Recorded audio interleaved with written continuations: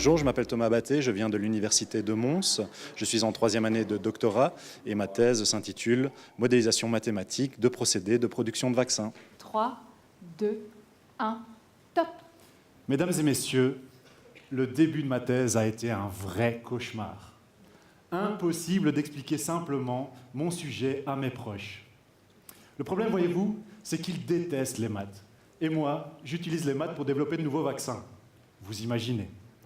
Et puis un jour, alors que nous étions attablés, ma femme et moi, devant un petit verre de rouge, j'ai eu une idée. Je lui ai dit, chérie, en fait, les vaccins, c'est comme le vin. Bizarrement, ça a piqué sa curiosité.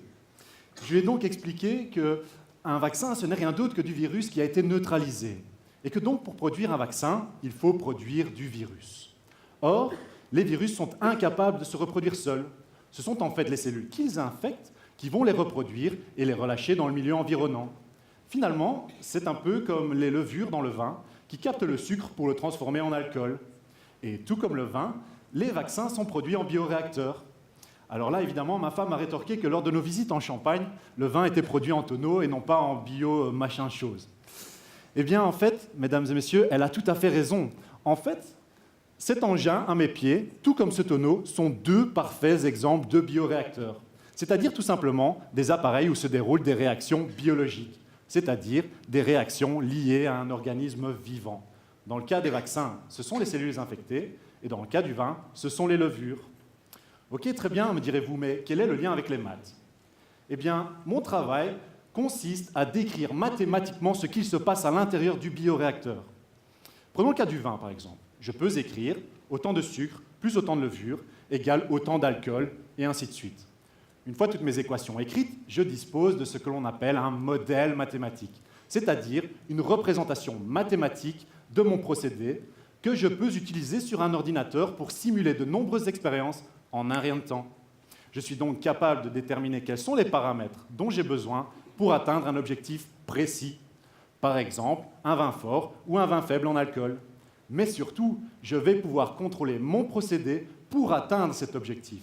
Par exemple, en augmentant ou en diminuant la température de manière à accélérer ou à ralentir la fermentation du vin. C'est simple, non? Eh bien, dans le cas des vaccins, c'est tout à fait pareil. Je cherche à déterminer quelles sont les réactions qui ont lieu à l'intérieur de mon bioréacteur, mais également à l'intérieur de mes cellules, pour comprendre comment celles-ci produisent le virus. De cette façon, je vais pouvoir écrire les équations mathématiques de mon modèle que je vais ensuite utiliser pour comprendre, simuler et contrôler mon procédé, non pas pour obtenir un bon vin, mais un bon vaccin. Eh bien, savez-vous ce qu'a fait ma femme à ce moment-là? Elle a pris son verre de vin et elle m'a dit « Ah, tu vois chérie, quand tu parles comme tout le monde, c'est beaucoup plus clair. » Mais je vais te dire, puisque les vaccins, c'est comme le vin, alors, santé. C'était vraiment bien, le studio est vraiment bien. Il y avait quelque chose, il y avait un petit truc en plus qu'avant dans les autres prestations. Je pense que peut-être cette ambiance un peu sombre, un peu tamisée, rajoute un peu de piment, je trouve. Mais c'était vraiment très très chouette, vraiment un agréable moment.